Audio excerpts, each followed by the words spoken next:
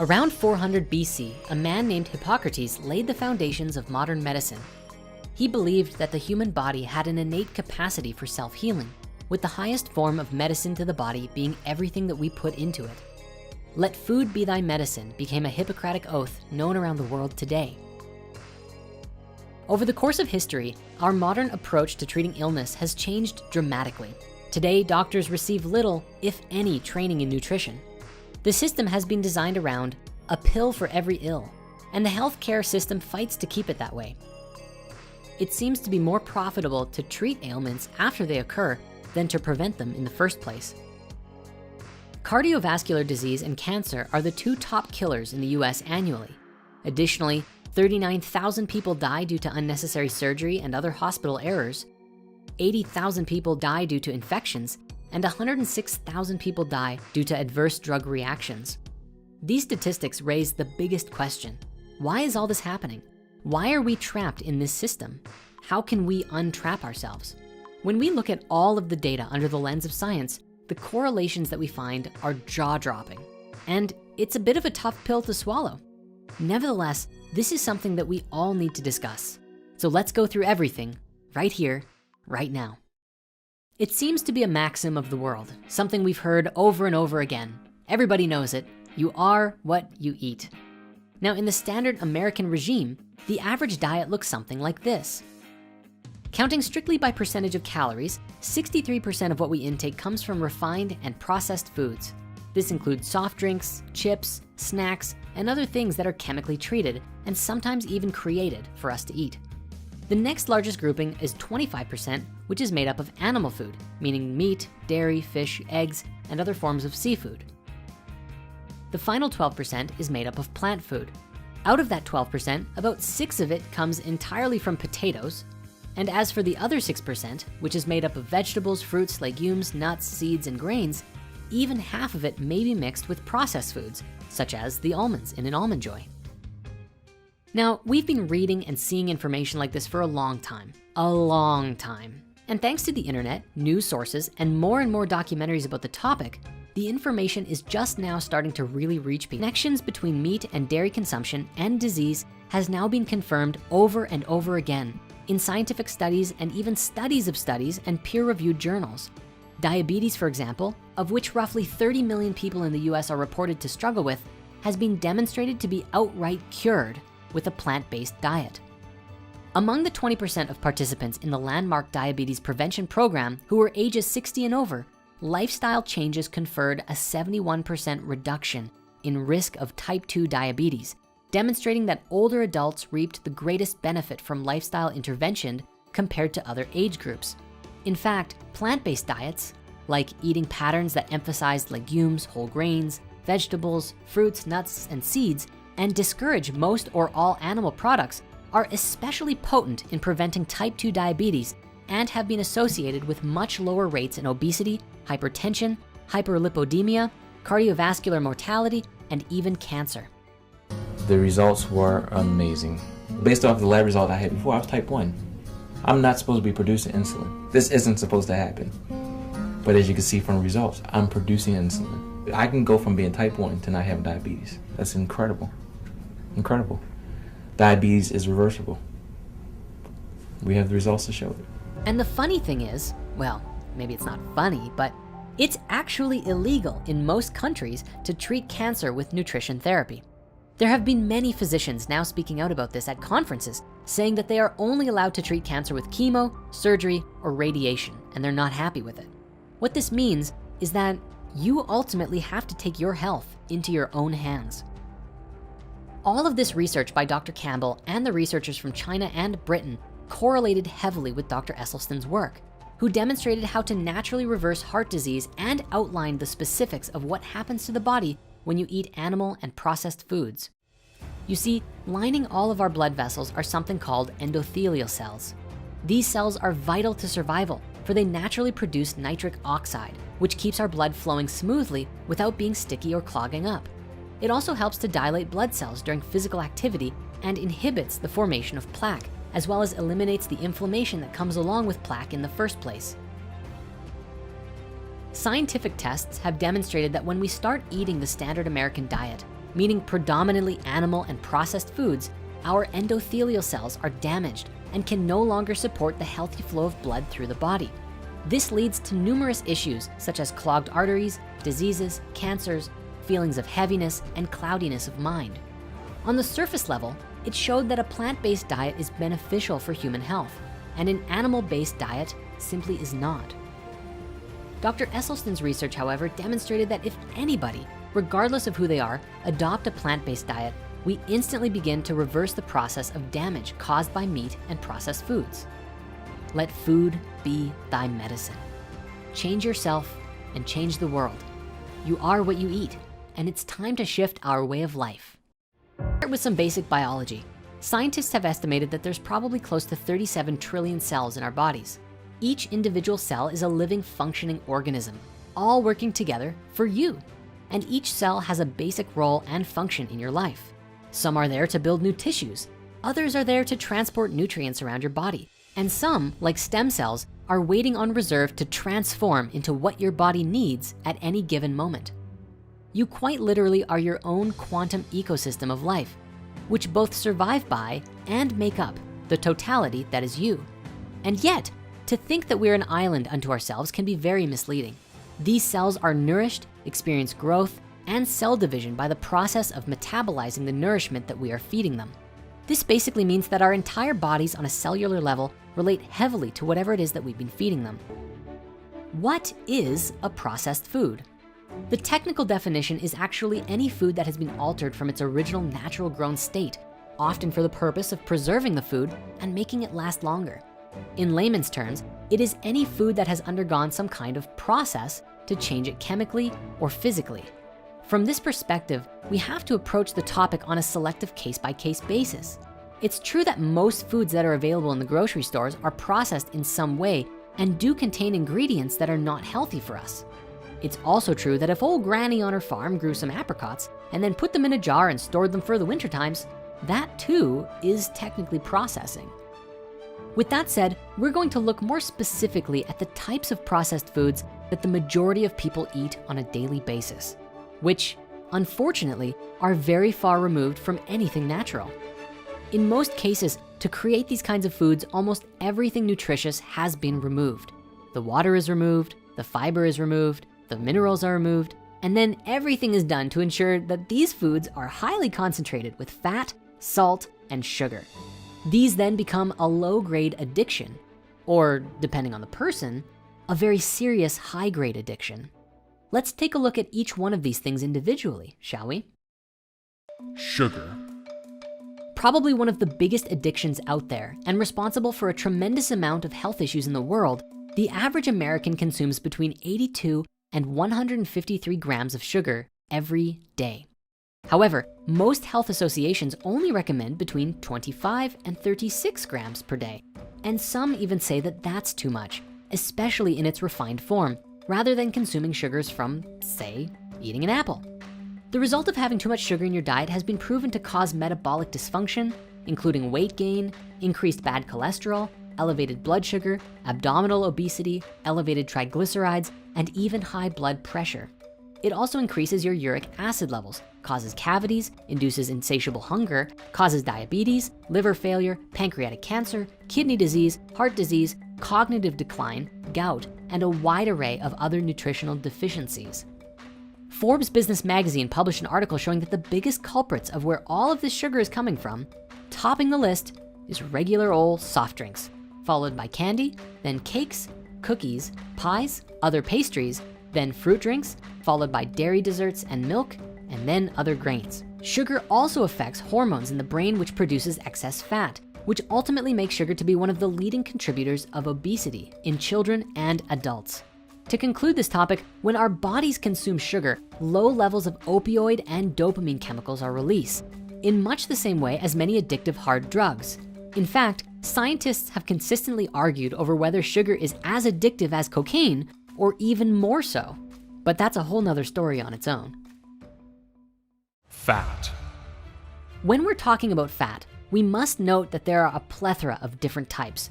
Natural fats, like that which is found in an avocado, are much better for you in moderation and are in fact necessary for your body.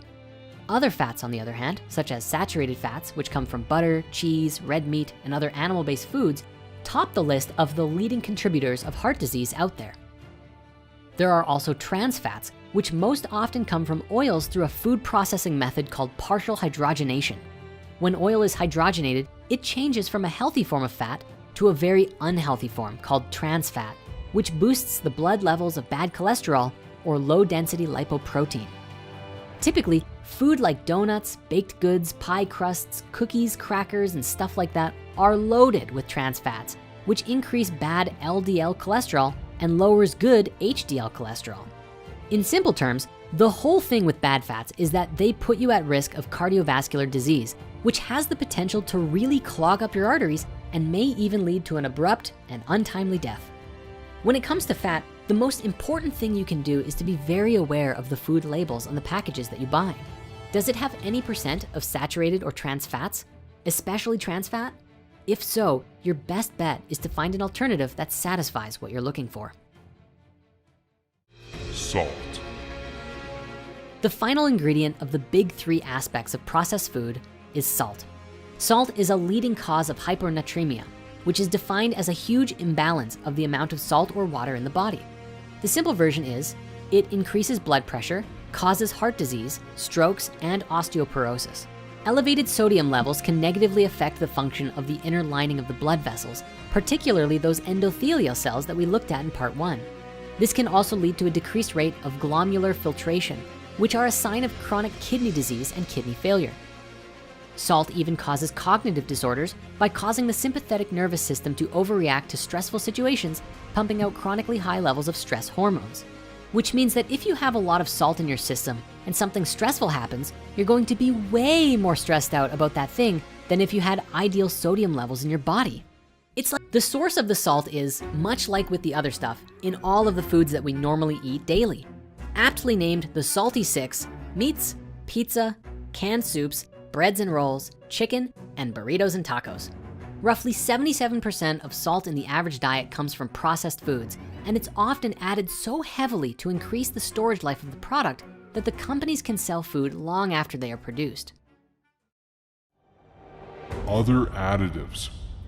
In addition to these three major additives found in our food, there are also countless additives in the form of preservatives, anti-foaming agents, food coloring, color retention agents, emulsifiers, anti-caking agents, acidity regulators, glazing agents, flavor packs, thickeners, stabilizers, humectants, and tracer gases that are often added to our foods. This list is actually ridiculously long and too much to cover in one video. Sometimes these can be the worst things for us in that canned food or boxed whatevers that we find ourselves consuming. It's very, very important to read the labels and do some research for what specifically is in our foods before we buy them. I know sometimes it can be hard to let go of an old food source that we love so much. But just remember, it's not actually you that really wants the food. It's the bacteria in your system which has built up a craving for that specific food. As our way of eating changes, that bacteria goes away, and we start to find natural foods more appealing. In fact, you'd be surprised that after some time, you will actually find that fast food that you used to love so much grows to be entirely unappealing. And now on that note, over time, as you remove processed flavor enhancing agents from your regular diet, your taste buds will also begin to change. Suddenly, you will be able to notice the subtle sugars within things like carrots, and they will taste sweeter and better than they ever did before. And that is just the beginning of flavor paradise. So before we move on, I'd like to leave you with some good news. This would be that regardless of what level of disease, illness, or just general health challenges that you might have, simply changing what you're putting in your body automatically begins changing your physical ecosystem.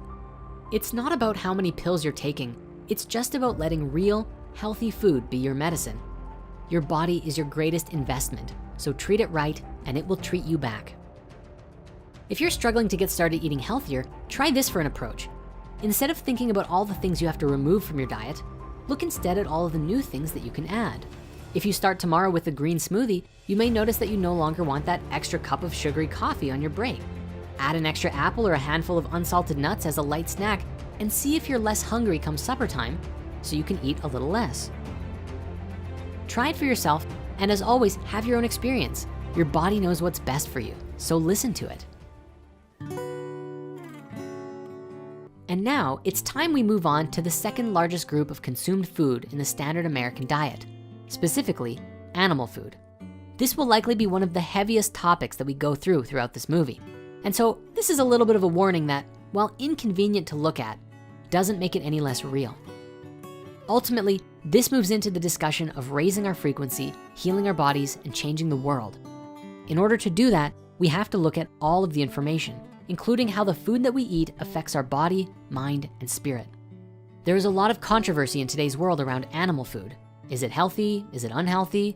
And if it wasn't hard enough to find quality information, we are also bombarded by a ridiculous amount of advertising and conflicting scientific studies. I'm going to share with you the best research that I've found, and I encourage you to continue this research to find the deeper truth within you on your own. Meat is a very large topic. Beyond the different types of meat and meat products, there is also the discussion of the studies linking meat and disease, the massive conversation concerning the agricultural industry, and of course, if it's even morally or spiritually ethical to eat meat in the first place. In this section, we are just focusing specifically on the meat itself and the research surrounding it. Historically, humans have been eating meat since before recorded history as a mechanism for survival, and we did so seemingly without any problems. So how can something that we have been doing for so long suddenly be so deadly to us? And then why is it that we still keep wanting more? So let's take a look at the types of meat out there, shall we? When talking about meats today, generally it's split into 4 different categories, being processed meats, red meats, white meats, and organic meats. Now, processed meats are by far the most dangerous for your health, as many factors will take scraps or other undesirable parts of different kinds of animals, throw them into a blender, add a bunch of preservatives, salts, and other additives, wrap them up all fancy like, and sell it to you as food. Processed meats include your sausages like pepperoni and other common products like hot dogs. It's also worth mentioning off the bat that the World Health Organization and the International Agency for Research on Cancer, among other scientific institutions, have officially classified processed meats as a carcinogen, which means it is confirmed to cause cancer. This is based on over 800 studies as of 2015. First on the list is red meats, which are red and come from mammals, including but not limited to lamb, cows, pigs, and others. A common source of red meat are dairy cattle, which are no longer producing their milk quotas and are sent to slaughter, as well as the majority of bulls that are born. Red meats are often considered very nutrient rich, but also contain a high amount of saturated fats. The next section of meats are the white meats. These are meats that, simply enough, change to a whitish color when cooked and often even appear white while raw. These meats mainly come from birds like chicken and turkey, but also include some fish too. White meats are often considered by the general public to be more healthy for you than red meats, as they usually contain less fats and are a leaner source of protein. The last category of meats are your organic meats. These are animals that have been naturally fed and raised without the use of growth drugs or hormones injected into them. The organic label, at least as far as beef goes, also sometimes comes with a grass-fed sticker. This means that the cow was fed its natural food source, grass, rather than grains, which is what the majority of mass cattle farms feed their cows. So if you're going to eat beef regardless, ideally, this is the meat that you want to get. However, it's very important to make the effort to really find out what the practices are like from the companies that you're buying from. One common discussion in the case for animal-based diets is that people like the Inuit or the Maasai have been eating lots of meat as a staple in their diets for hundreds, if not thousands of years, significantly more than the average Westerner, but yet still remain in excellent health. We have found that there is a huge difference between natural meat from an animal found in nature versus meat that has been processed or grown in a factory farm. Further, the lifestyle of the Inuit and the Maasai people is a very active one, with lots of physical exercise, traveling, and even building snow houses just to stay alive. In comparison to the average first world lifestyle, we do not nearly exert the same levels of physical activity as they do. And so if our body isn't going to use it, it's going to store it. This is a big part of our research on animal foods because we eat far more meat than what our bodies are physically utilizing, which is one of several problems. However, beyond that, it seems as though many new studies are now pointing to the notion that meat in general was never something that we were really supposed to eat in excess, and that more than just a tiny bit can have adverse effects on the body. And now here's where things get interesting, although we did talk on this a little bit before. There are now a large number of doctors and scientific studies coming forward with research showing tremendous links between meat and some of our most serious diseases. Dr. Rashmi Sinha, PhD, is one such doctor who has correlated a lot of this data in a study she wrote with the National Cancer Institute. Among those studies, we found this: the association between consumption of red or processed meats and cancer, particularly colorectal cancer, is very consistent. The research continues. In 2007, a systematic review of scientific studies led the World Cancer Research Fund and the American Institute for Cancer Research to conclude that red or processed meats are convincing or probable sources of some cancers, with specific links to lung, esophageal, stomach, pancreatic, and endometrial cancers, and of course, colorectal cancer. Due to the high amounts of saturated fats, meats have also been heavily linked to type 2 diabetes, and in addition to that, processed meats also contain preservatives such as nitrosamines, which are toxic to the pancreatic cells that produce insulin. And so diabetes risk is even higher for those who eat a lot of processed meats. But it's not just red meat. A major 2006 study of 135,000 people found that those who frequently ate grilled skinless chicken had a staggering 52% higher risk of bladder cancer than people who never ate it at all. In addition to cancer risks, white meat is also linked to clogged arteries, osteoporosis, and diabetes just by the animal protein alone. Eggs are the same story, where studies have linked eating eggs to stroke, diabetes, heart disease, and prostate cancer. The fat content in meat can also contribute to the estrogen and progesterone sensitive forms of breast cancer. Furthermore, growth hormones used on animals in the production of meat can exhibit estrogenic activity, which also boosts breast cancer risk. Across the board, the World Health Organization has determined that dietary factors account for at least 30% of cancers in Western countries and 20% in developing countries. Apart from the diseases that we've mentioned, eating excess meat can also lead to an increased risk of foodborne illnesses being transmitted and may contribute to erectile dysfunction in men. There is also evidence that it may make you resistant to some antibiotics and apparently even increases risk of death. So, that's pretty heavy. What's the cause?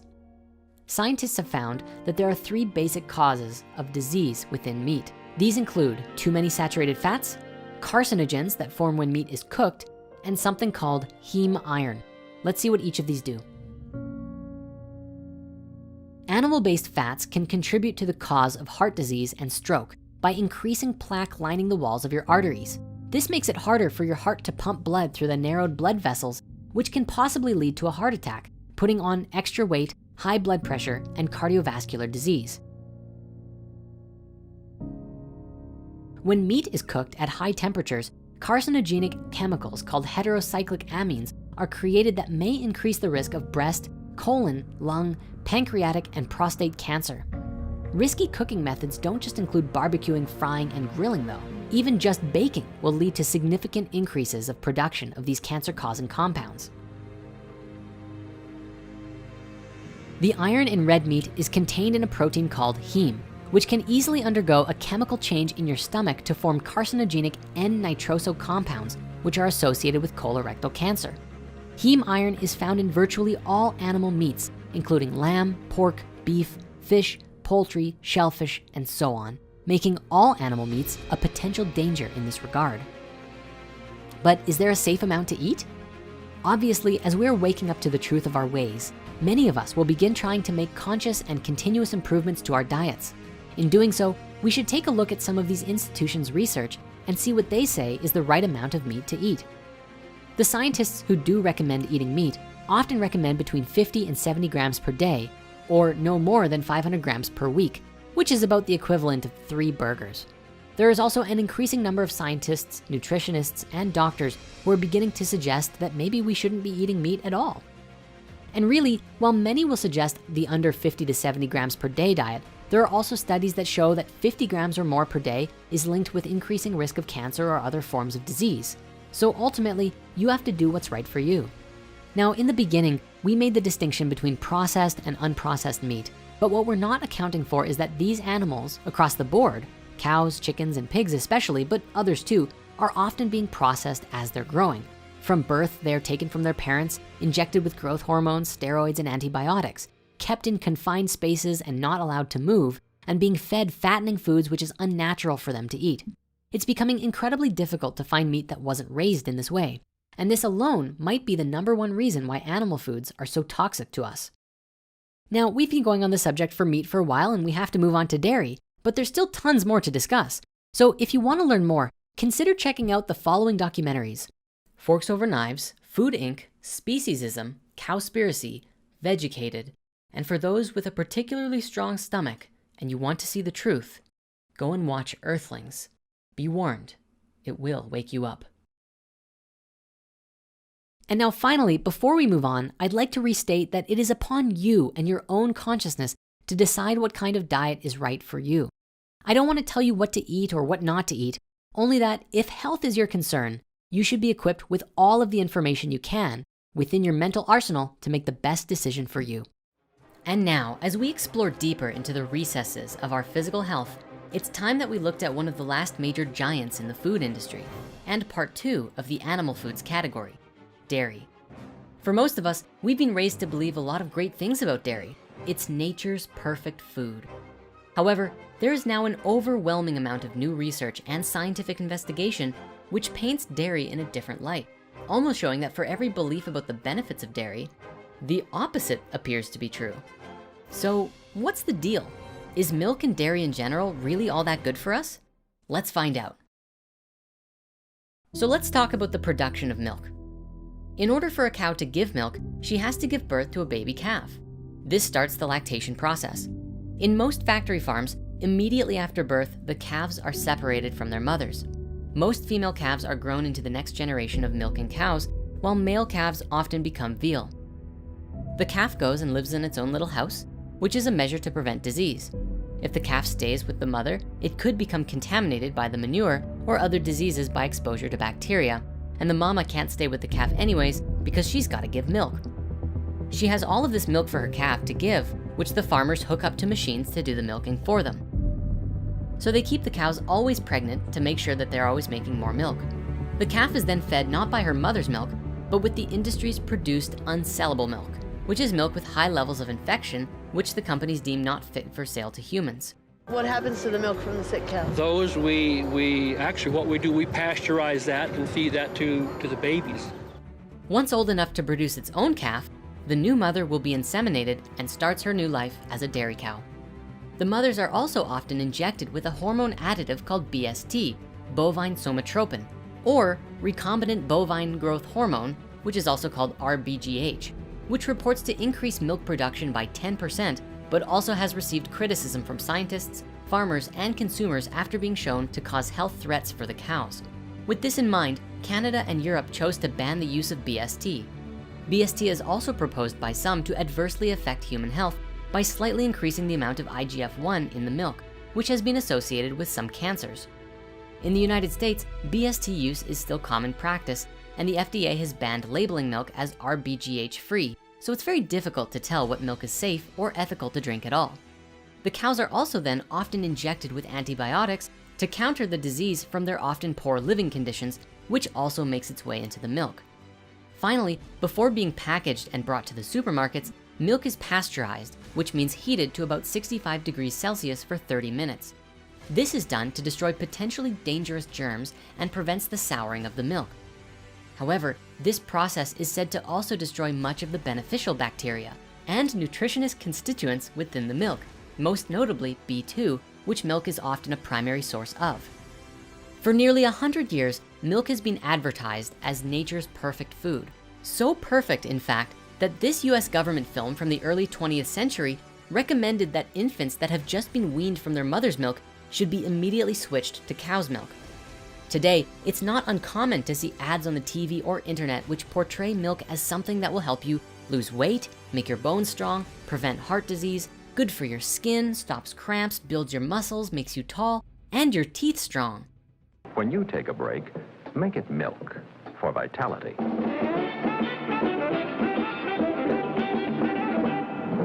However, new research and investigations by many prominent nutritionists, doctors, and physicians have strongly linked dairy to causing eczema, arthritis, osteoporosis, colon and ovarian cancer, prostate cancer, breast cancer, asthma, and acne.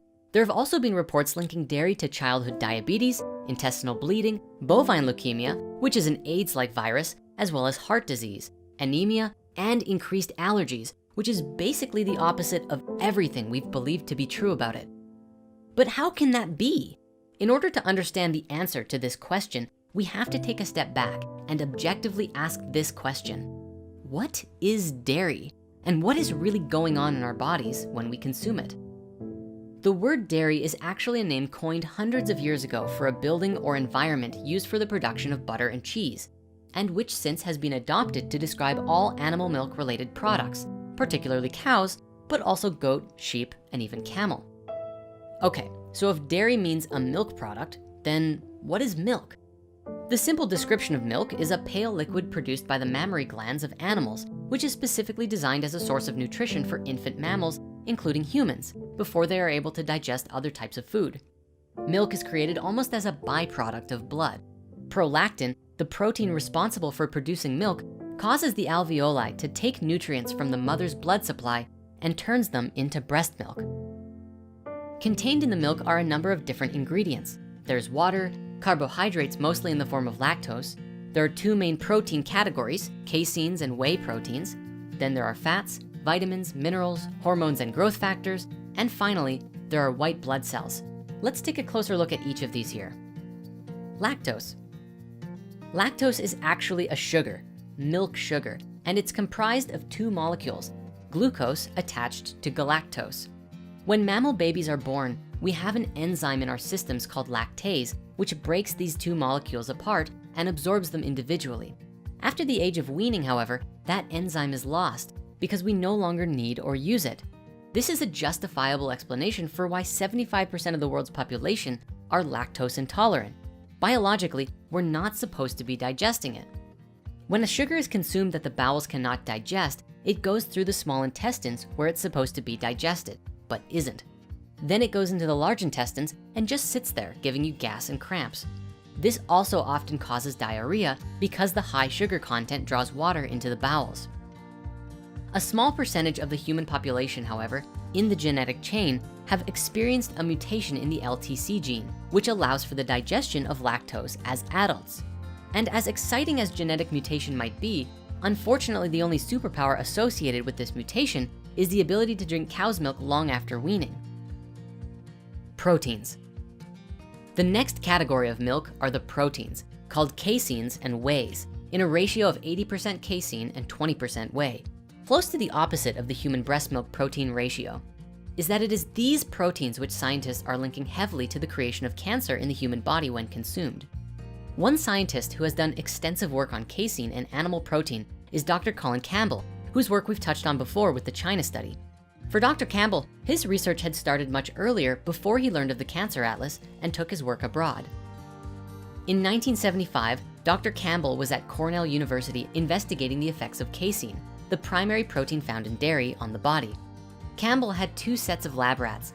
One set he fed a diet of 20% casein, and the other half was fed 5%. This is where things get a little complicated. The studies on rats and protein showed that the rats who received a 5% protein diet showed no cancer growth, while the rats that got 20% developed early liver cancer growths. However, the rats that got small amounts of protein died of malnutrition. It seemed like the healthy level of protein was somewhere in the middle, and Western societies, known for eating a lot of meat, were awoken to the benefits of cutting down. Dr. Campbell decided to take these findings a step further and gave a single group of rats alternating dairy protein amounts for 3 weeks, switching from 20% to 5% and back and forth. The results were astonishing. When they were given 20% protein, early liver tumor growths exploded. When the same rats were then given 5% protein, the tumor growth completely went down. It was after this experiment that Dr. Campbell would finally get to research the same effect on humans with his China study, and ultimately validated this research 100-fold. It's worth mentioning that Dr. Campbell also discovered that plant-based protein, such as that which comes from soybeans and wheat, even at high levels, did not cause any tumor growth whatsoever in any of his experiments. This notion is especially easy to see when we look at the countries of the world altogether. Out of the top 20 countries with the highest milk consumption, many of them also appear on the highest cancer rate list. Calcium. Now there's a lot of vitamins and minerals in the body, but there's one in particular that literally everyone knows about. What do you think the most important nutrient we get from dairy products is, like milk? Calcium. Calcium. Calcium? Calcium. That used to be the TV commercial in England. Milk is calcium. And while it's true that dairy does have calcium, among other vitamins and minerals within it, it's also true that the best sources of calcium actually come from fresh vegetables. Vegetable calcium is absorbed about twice as well as the calcium in milk, and also has the bonus of containing fiber, folate, iron, antioxidants, and the bone health superstar vitamin K, none of which is found in milk. But wait, isn't dairy still good for bones? There are actually two factors involved in the dairy and bone health idea. The first is that the pasteurization process of killing bacteria also makes much of the calcium contained in raw milk insoluble, which can lead to rickets, bad teeth, and nervous troubles, as well as causing defects in bone and brain formation. Further, and even more serious, if we jump back to the animal protein that we just looked at, it has been linked with bone degeneration. And so even if there is bone supporting calcium in milk, there is an even higher rate of risk of bone degeneration. Here's the science of how this works. Basically, too much animal protein creates an acid-based environment within the body, which creates a disease-like condition called metabolic acidosis. This disease occurs when our bodies produce more acid than normal. When we have this condition, the body draws upon its top acid buffer to protect our bones from the acid. That acid buffer is the calcium in our bones. The calcium is then extracted to neutralize the excess acid, and our bones become weakened. So is dairy safe to drink? Milk in general is a very interesting topic, from the perspective that we, humans, are the only creature that drinks milk beyond the age of weaning. Perhaps what's even stranger is that we get it from another species entirely. And strangest of all is perhaps that biologically, our bodies are not designed to process dairy. Following our evolution, it doesn't seem to make much sense why we still do it. But when we look back to where and when dairy started, it appears to have began in Central Europe, probably around 7,500 years ago or earlier. And one theory for why it started suggests that it began for the vitamin D, which normally comes from sunlight, but where in certain northern latitudes, there isn't much sunlight all year round. Why we still do it, however, is another question entirely. So, is it safe to drink? Well, today, and especially regarding milk from cows that have undergone hormonal and antibiotic injections, have been linked to a wide number of diseases by the very processing of the animal and the milk. Further, the animal protein itself, casein, can have adverse effects on the body. As Dr. Campbell's research showed, too much, like 20%, was immediately linked with cancerous tumor growths. So ideally, if you're going to consume dairy anyways, the best way to do it is probably to find a raw source of dairy from smaller organic farms and very happy and healthy cows, and avoid consuming it in excess.